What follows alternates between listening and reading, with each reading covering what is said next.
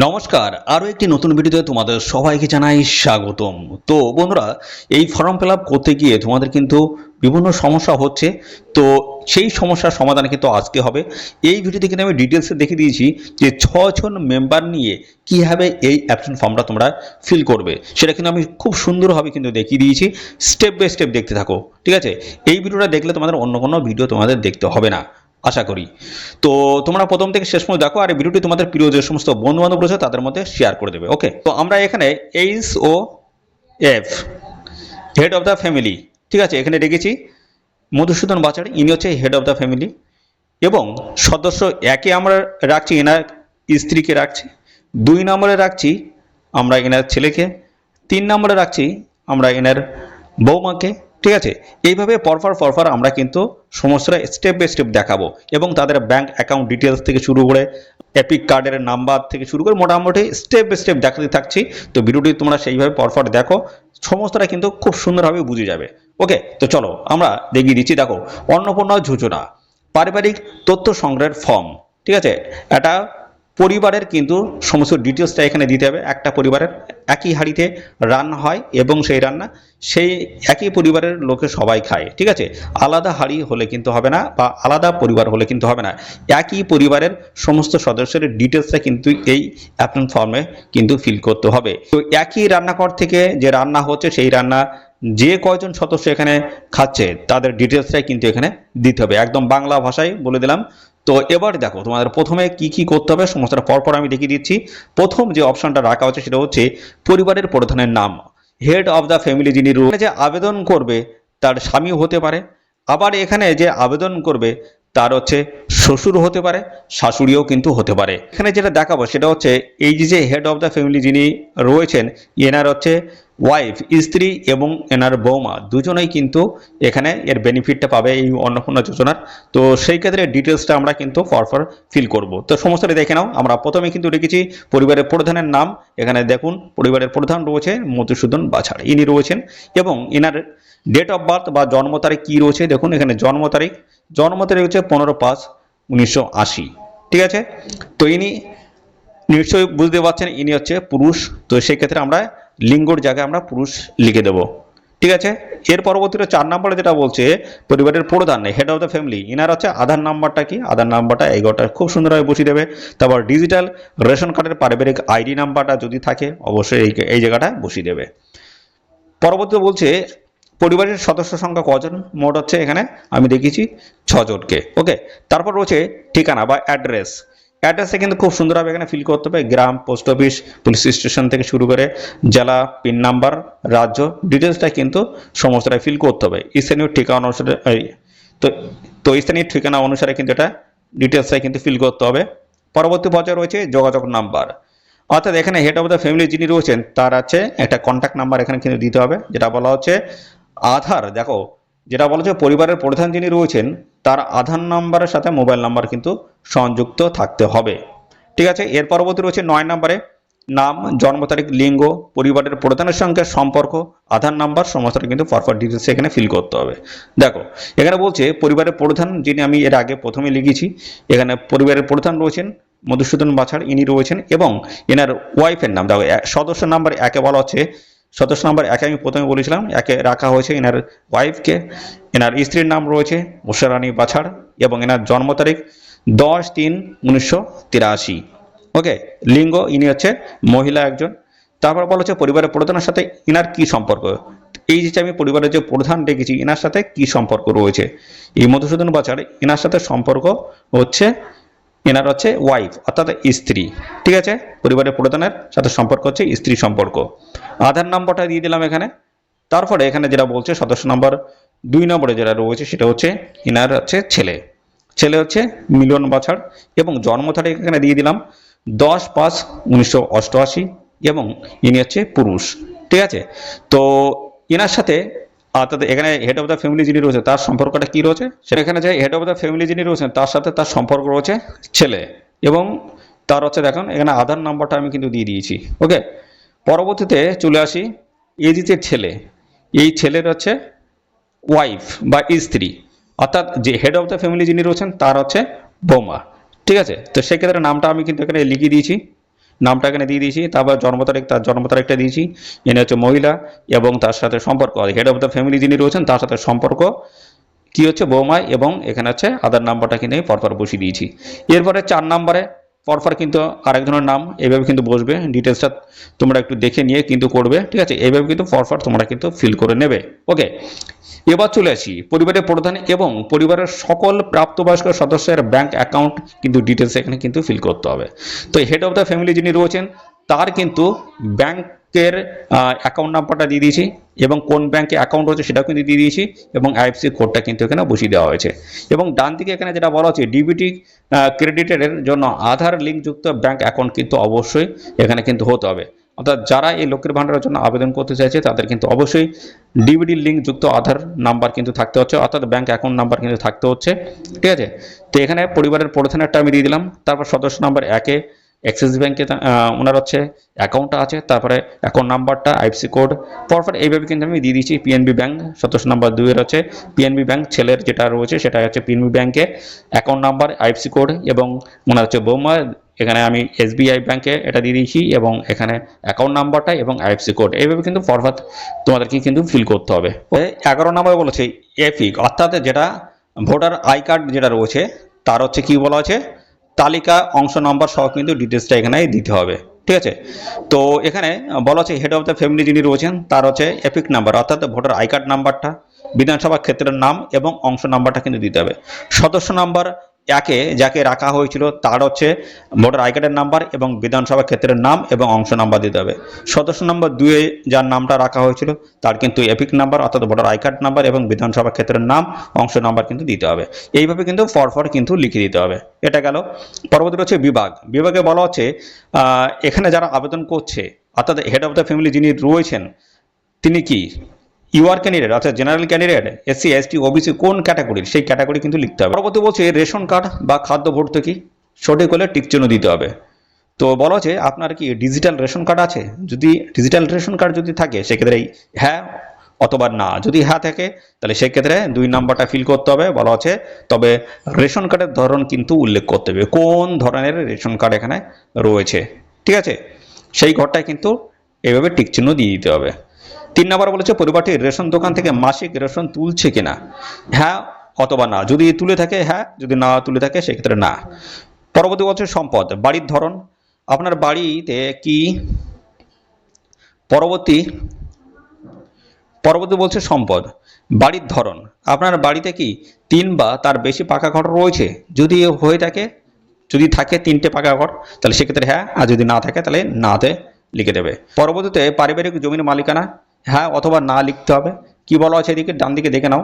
Registration নথি, মিউটেশনের copy, আর হালনাগাদের তারিখ সহ সর্বশেষ জমির রেকর্ডের কপি কিন্তু এখানে প্রোভাইড করতে হবে। যিনি এখানে হেড অফ দ্য ফ্যামিলি যিনি রয়েছেন তার কিন্তু ডিটেলসটা দেখেই কিন্তু এই জায়গাটা হ্যাঁ অথবা না কিন্তু লিখতে হবে। তারপর বলেছে পরিবারের সকল সদস্যের মোট জমির পরিমাণ কত, অর্থাৎ টোটাল যে পরিবারের যে সদস্য 6 জন আমি দেখিয়েছি এখানে, সেই 6 জনের টোটাল এখানে জমির কিন্তু পরিমাণটা চাওয়া হয়েছে, শতকে কিন্তু এখানে লিখে দিতে হবে। রেজিস্ট্রেশন নথি সর্বশেষ আর জমির নথি কিন্তু এখানে প্রোভাইড করতে হবে। 4 নম্বর বলেছে যানবাহন, আপনি পরিবার বা পরিবারের কোনো সদস্য কি অবাণিজ্যিক বা মোটর চালিত 4 চাকার গাড়ি আছে? যদি হয়ে থাকে সেক্ষেত্রে হ্যাঁ, যদি না হয়ে থাকে না। যদি হ্যাঁ হয়ে থাকে সেক্ষেত্রে এখানে তবে গাড়ির সংখ্যা উল্লেখ করতে হবে, কটা গাড়ি, গাড়ির রেজিস্ট্রেশন নাম্বারটা দিতে হবে এবং এখানে গাড়ির মডেল নাম্বারটা কিন্তু দিতে হবে। পরিবারটি দেখো 5 নম্বরে পরিবার ভিত্তিক সদস্যদের স্বাস্থ্য বীমা যদি থাকে সেক্ষেত্রে হ্যাঁ, যদি না হয়ে থাকে সেক্ষেত্রে না। যদি হয়ে থাকে সেক্ষেত্রে কিন্তু এখানে হেড অফ দ্য ফ্যামিলি যিনি রয়েছেন তিনি কি সরকারি বেনিফিট পান না বেসরকারি, এবং বিমার অঙ্ক কেমন কি রয়েছে, প্রিমিয়াম কি রয়েছে, যদি হ্যাঁ হয়ে থাকে বাদ বাকি লিখতে পারে, যদি না হয়ে থাকে কোনো কিছু লেখার দরকার নেই এখানে, ঠিক আছে? যদি হ্যাঁ হয়ে থাকে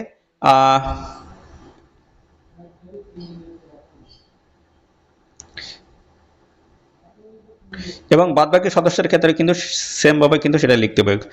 কারো যদি থাকে সরকারি হোক বেসরকারি হোক বা বিমা অঙ্ক প্রিমিয়াম যদি দেয় সেক্ষেত্রে কিন্তু তারটা কিন্তু সেভাবে লিখতে হবে। ওকে, পরবর্তী চলে আসি আয় বা পেশা। এখানে বলেছে কোনো সদস্য কি আয়কর বা পেশাগত কর প্রদান করে, অর্থাৎ প্যান বা ট্যাক্স কি পে করে? যদি ট্যাক্স যদি পে করে সেক্ষেত্রে হ্যাঁ লিখতে হবে, যদি না করে থাকে সেক্ষেত্রে না লিখতে হবে। যদি হ্যাঁ হয় সেই ক্ষেত্রে কিন্তু এখানে বলা আছে পরিবারের সদস্যদের প্যান কার্ড যদি থাকে সেটা কিন্তু এইভাবে কিন্তু এখানে দিতে হবে, ডিটেলসে দিতে হবে। হ্যাঁ, যদি হ্যাঁ হয় তাহলে তার নাম এবং প্যান কার্ড নাম্বার দিতে হবে, উল্লেখ করতে হবে। এটা হচ্ছে ফ্যামিলি যদি তিনি যদি ট্যাক্স যদি পে করে থাকে তার ডিটেলসটা কিন্তু দিতে হবে, নাম এবং প্যান কার্ড নাম্বার দিতে হবে। অন্য বাকি যে সদস্য রয়েছে তাদের যদি তারা যদি ট্যাক্স যদি পে করে থাকে সেক্ষেত্রে কিন্তু তার নাম এবং প্যান কার্ড নাম্বারটা কিন্তু দিতে হবে। কর্মসংস্থানের ধরন, কী ধরনের কাজ, অর্থাৎ এখানে কেউ যদি সরকারি কাজ করে থাকে বা বেসরকারি কাজ করে থাকে, কোন কাজ করে সেটা কিন্তু অবশ্যই টিকমার্ক করে টেকে দিতে হবে। বা যদি এখানে বেকার হয়ে থাকে সেক্ষেত্রে কিন্তু এই বেকারের ঘরে টিকমার্ক কিন্তু করে দিতে হবে। এবং বলা হচ্ছে সবচেয়ে উপযুক্ত ঘরে টিক চিহ্ন দিতে হবে, যদি থাকে প্রয়োজনীয় নথি সহ ঘোষণা জমা দিতে হবে, অর্থাৎ ঘোষণা কিন্তু জমা দিতে হবে যদি থাকে। তো এখানে সদস্য নাম্বার 1 কোনো সরকারি কাজ করে কিনা, বেসরকারি কাজ, কোন কাজের সাথে যুক্ত আছে, সরকারি না বেসরকারি, সেটা কিন্তু সমস্তটাই পরপর সদস্য নাম্বার 1, 2 এভাবে যা যা দেওয়া রয়েছে পরপর কিন্তু ফিল করতে হবে। 4 নম্বরে বলছে পরিবারের শিক্ষিত প্রাপ্তবয়স্ক সদস্যের সংখ্যা এবং পরিবারের অশিক্ষিত ও প্রাপ্তবয়স্ক সদস্যের সংখ্যা কত। তো এখানে ডান দিকে বলছি পরিবারের সকল শিক্ষিত প্রাপ্তবয়স্ক সদস্যের সর্বোচ্চ শিক্ষাগত যোগ্যতা এখানে কিন্তু প্রদান করার কথা বলা হয়েছে। তো এখানে বলা হচ্ছে শিক্ষিত প্রাপ্তবয়স্ক সদস্য কজন আছে আর অশিক্ষিত প্রাপ্তবয়স্ক সদস্য কজন আছে, তো সেই সংখ্যাটা কিন্তু লিখতে হবে। ঠিক আছে, যদি 2 জন শিক্ষিত হয় 2 জন লিখতে হবে, যদি 3 জন হয় 3 জন লিখতে হবে, আর অশিক্ষিত যদি 1 জন হয় 2 জন হয়, যাই হোক সেটা কিন্তু এখানে 2 1 এইভাবে কিন্তু লিখে দিতে হবে। পরবর্তী বলছে পরিবারের প্রধান, হেড অফ দ্য ফ্যামিলি যিনি রয়েছেন তিনি কি শিক্ষিত না অশিক্ষিত। যদি শিক্ষিত হয়ে থাকে তার সর্বোচ্চ শিক্ষাগত যোগ্যতা কিন্তু এখানে প্রোভাইড করতে হবে। যদি অশিক্ষিত হয় তাহলে সেটা দেওয়ার কোনো কিন্তু প্রয়োজন নেই। ধরো মনে করো এখানে শিক্ষিত, তাহলে শিক্ষিত হলে সেটা মাধ্যমিক না উচ্চ মাধ্যমিক সেটা কিন্তু লিখে দিতে হবে। এবার সদস্য নম্বর 1 যদি তিনি যদি শিক্ষিত হন তাহলে শিক্ষিত টিকমার্ক করতে হবে, এবং শিক্ষিত টিকমার্ক করলে পার তার শিক্ষাগত যোগ্যতা কিন্তু এখানে দিতে হবে। আর যদি অশিক্ষিত হয় তাহলে সেটা দেওয়ার কোনো প্রয়োজন নেই। 2 নম্বর সদস্য, যেহেতু এনার ছেলেকে রাখা হয়েছিল, ছেলে এখানে উচ্চ মাধ্যমিক পাস, তাহলে সেক্ষেত্রে শিক্ষিত দেবো আর এখানে উচ্চ মাধ্যমিক পাস লিখে দেবো। ঠিক আছে, এভাবে বৌমার ক্ষেত্রেও কিন্তু সেই একইভাবে সেমভাবে কিন্তু লিখে দিয়ে দেবে তার শিক্ষাগত যোগ্যতা অনুসারে। ওকে, তো আপনাদের যেটা রয়েছে অবশ্যই সেটা কিন্তু লিখে দেবে। 5 নম্বরে বলছে কোনো সদস্য কোনো সদস্য কি কোনো সাংবিধানিক পদ, মন্ত্রী, সাংসদ, বিধায়ক, পৌরস্থানীয় সংস্থা এবং পঞ্চায়েত সংস্থার প্রাক্তন বা বর্তমান ধারক বাহক তিনি কি আছেন। যদি হ্যাঁ হয়ে থাকে সেক্ষেত্রে যিনি এই পদে রয়েছেন তার সদস্য নাম্বারটা কিন্তু দিতে হবে। যদি না হয়ে থাকে কোনো কিছু দেওয়ার কিন্তু এখানে প্রয়োজন নেই। ঠিক আছে, যদি হয়ে থাকে সেক্ষেত্রে নথিগুলো কিন্তু জমা করতে হবে। কোনো সদস্য কি সরকারি পেনশনভোগী, তো এখানে বলা হচ্ছে হ্যাঁ, যদি হ্যাঁ হয়ে থাকে পেনশনভোগী যদি হয় তার সদস্য নাম্বারটা দিতে হবে এখানে। যদি হ্যাঁ হয়, দেখো ডান দিকে বলা হচ্ছে, তাহলে পেনশন স্লিপ সংযুক্ত এখানে কিন্তু করতে হবে। ঠিক আছে, 7 নম্বরে বলছে কোনো সদস্য কি জিএসটি অধীনে নিবন্ধন আছেন। যদি জিএসটি প্রদান করে থাকে সেক্ষেত্রে হ্যাঁ, যদি না করে থাকে না। আর যদি জিএসটি প্রদান করে থাকে তার নাম্বারটা কিন্তু জিএসটি নাম্বারটা কিন্তু দিতে হবে। 8 নম্বরে বলছে পরিবারের মোট বার্ষিক আয় কত। একটা পরিবারের মোট, অর্থাৎ এই 6 জনের কথা বলেছি, 6 জনের মোট বার্ষিক অর্থাৎ 1 বছরের মোট আয় কত হয় সেটা কিন্তু একটা ধারণা করে কিন্তু সেটা লিখে দিতে হবে। ঠিক আছে, তারপরে বলেছে অনন্য পরিচয় বা নথি, সিএএ আবেদনের বর্তমান অবস্থা কি সেটা কিন্তু জানাতে হবে। বর্তমান কোন অবস্থা রয়েছে, প্রযোজ্য নয়। যদি আপনারা ঠিকঠাক থাকে তাহলে কোনো কিছু লেখার এখানে প্রয়োজন নেই, শুধু এই প্রযোজ্য নয় বলে এই ঘরটায় টিক চিহ্ন দিয়ে দিতে হবে। ঠিক আছে, এটা কিন্তু পরিবারের প্রধানের কথা বলা হচ্ছে। ওকে, তারপর বলেছে আবেদন করা হয়েছে, যদি হ্যাঁ হয় আবেদন নাম্বারটা কিন্তু দিতে হবে, এই নিচের ঘরটা আবেদন নাম্বার দিতে হবে। ইস্যু করা হয়েছে, যদি হ্যাঁ হয় সার্টিফিকেট নাম্বারটা কিন্তু দিতে হবে। ঠিক আছে, তো এখানে যদি আপনাদের কোনো রকমের যদি সমস্যা যদি না থাকে একদম এখানে প্রযোজ্য নয়, অর্থাৎ হেড অফ দ্য ফ্যামিলি যিনি রয়েছেন তার যদি কোনো সমস্যা যদি না থাকে যে এই সিএ যেটা করা হয়েছে সেখানে নাম নেই, অর্থাৎ তিনি ভোটার তালিকায় তার সরাসরি নাম রয়েছে 2002-এ, তাহলে সেক্ষেত্রে তারটা এখানে প্রযোজ্য নয়, এই ঘরটায় লিখে দিলে কিন্তু হয়ে যাবে, আর কোনো কিছু করার দরকার নেই। সিএএ বর্তমান অবস্থা জানাতে চাইছেন বা হ্যাঁ হয়ে থাকে সেক্ষেত্রে কিন্তু তার আবেদন নাম্বার বা এইভাবে কিন্তু সার্টিফিকেট নাম্বারটা কিন্তু শো করতে হবে। এবার বাদবাকি যে সমস্ত সদস্য রয়েছে সেই সদস্যদের বর্তমান অবস্থাটা কি সেটা কিন্তু জানাতে হবে। যদি সবারই ঠিকঠাক থাকে তাহলে এখানে প্রযোজ্য নয়, এই ঘরটায় টিকমার্ক করে দিলে কিন্তু হয়ে যাবে। ঠিক আছে, শুধু টিকমার্ক করে দিলে হয়ে যাবে, প্রযোজ্য নয় এই ঘরটায় যদি সবার যদি ঠিকঠাক থাকে। আর যদি সিএতে যদি আবেদন করার পরে যদি ইস্যু দেখায় তাহলে সেক্ষেত্রে কিন্তু সার্টিফিকেট নাম্বার এবং আবেদন নাম্বার এইভাবে কিন্তু শো করতে হবে, দেখাতে হবে, টিকমার্ক করতে হবে সেই ঘরটা। এবার এর পরবর্তী বলা হচ্ছে ক্রেডিট কার্ড যদি থাকে ক্রেডিট কার্ডের নাম্বারটা এখানে কিন্তু দিতে হবে, আইডি নাম্বারটা বা সংখ্যা, এবং যে তারিখে ইস্যু করা আছে সেই ইস্যু তারিখটা কিন্তু দিতে হবে। এটা প্রথমটা দিতে হবে হেড অফ দ্য ফ্যামিলি যিনি রয়েছেন তার, এবং এর পরবর্তী পর্যায়ে এরকম যদি বাদবাকি যে সমস্ত সদস্য রয়েছে তাদের যদি থাকে সেগুলো কিন্তু লিখে দিতে হবে। পরবর্তী বলেছে যদি SIR 2026-এর নাম বাদ পড়ে থাকে তবে মামলাটি ট্রাইব্যুনালে বিচারাধীন কিনা সেটা কিন্তু জানাতে হবে। যদি বিচারাধীন যদি হয়ে থাকে সেক্ষেত্রে এই ঘরটা টিকমার্ক করতে হবে হ্যাঁ, তবে মালিকানার বিবরণ কিন্তু দিতে হবে, মামলার বিবরণটা দিতে হবে। তো দেখো যদি হ্যাঁ হয়ে থাকে সেক্ষেত্রে কিন্তু মামলার বিবরণটা দিতে হবে, যদি না হয়ে থাকে না এই যেটা লিখে দেবে এবং প্রযোজ্য নয় সব ঠিকঠাক আছে তাহলে সেক্ষেত্রে প্রথমটায় টিকমার্ক করে দিলে পুরোপুরি কিন্তু ক্লিয়ার হয়ে যাবে। এবং বাদবাকি সদস্যদের ক্ষেত্রে তাদের কি অবস্থা রয়েছে সেটাও কিন্তু ফরফর এইভাবে লিখে দিতে হবে। যদি সবারই ঠিকঠাক থাকে সেক্ষেত্রে প্রযোজ্য নয় এই ঘরটায় ক্লিক করে দিলেই সব ঝামেলা মিটে যাবে। ওকে, তারপর হচ্ছে সামাজিক মর্যাদা এবং নির্ভরশীল ব্যক্তিগণ। তো বিদ্যালয়ের অধ্যয়নরত পরিবারের সকল শিশুর বিবরণ দিতে হবে। তো এখানে সদস্য নাম্বার 1-এ বলা হচ্ছে শিশুর নামটা লিখতে হবে, শ্রেণী লিখতে হবে, কোন ক্লাসে পড়ে, বিদ্যালয়ের নামটা লিখতে হবে, কোন ধরনের স্কুল অর্থাৎ সেটা সরকারি বেসরকারি স্পন্সর বিদ্যালয় বেসরকারি কি রয়েছে সেটা কিন্তু অবশ্যই সেটা জানাতে হবে। ওকে, তো এইভাবে কিন্তু সদস্য 1 সদস্য 2 এইভাবে কিন্তু পরপর কিন্তু লিখে দিতে হবে প্রত্যেকটা শিশুর ক্ষেত্রে। শিশুদের টিকাকরণের বর্তমান অবস্থাটা কি? তো এখানে বলা হচ্ছে সদস্য নাম্বার 1-এ হ্যাঁ টিকাকরণ শুরু হয়েছে, সম্পূর্ণ হয়েছে, টিকাকরণ করা হয়নি, যেটা হয়েছে সেটাই টিকমার্ক করে দেবে। ওকে, পরবর্তী চলে আসি এইভাবে কিন্তু 1 2 3 করে সমস্যাটা কিন্তু লিখে দিতে হবে। সরকারি প্রকল্পের আওতার সুবিধা, তো আপনি কি কোনো সরকারি প্রকল্পের সুবিধা ডিবিটি এর মাধ্যমে পাচ্ছেন? ডিবিটি যেটা বলা হয়েছে ডাইরেক্ট বেনিফিট ট্রান্সফারের মাধ্যমে যে টাকাটা ব্যাংক অ্যাকাউন্টে ঢুকবে সেই ডিবিটি এর মাধ্যমে কি পাচ্ছেন এখন কোনো জায়গায় টাকা? পরিবারের প্রধান যদি হ্যাঁ হয়ে থাকে হ্যাঁতে ক্লিক করতে হবে, যদি না হয়ে থাকে না। যদি হ্যাঁ হয়ে থাকে সেক্ষেত্রে কোন প্রকল্পের টাকা পান সেটা কিন্তু এখানে লিখে দিতে হবে। সদস্য নাম্বার 1 2 যা যা বলা আছে প্রত্যেকটার ক্ষেত্রে সেম হবে। কোনো সদস্য যদি এই ডিবিটির মাধ্যমে কোনো টাকা কোনো প্রকল্পের টাকা যদি পেয়ে থাকে সেক্ষেত্রে সেই ঘরটাই কিন্তু লিখে দিতে হবে। প্রথমে যেটা লেখা হচ্ছে 1 নম্বর সদস্য 2 নম্বর সদস্য সেইভাবে কিন্তু লিখে দিতে হবে।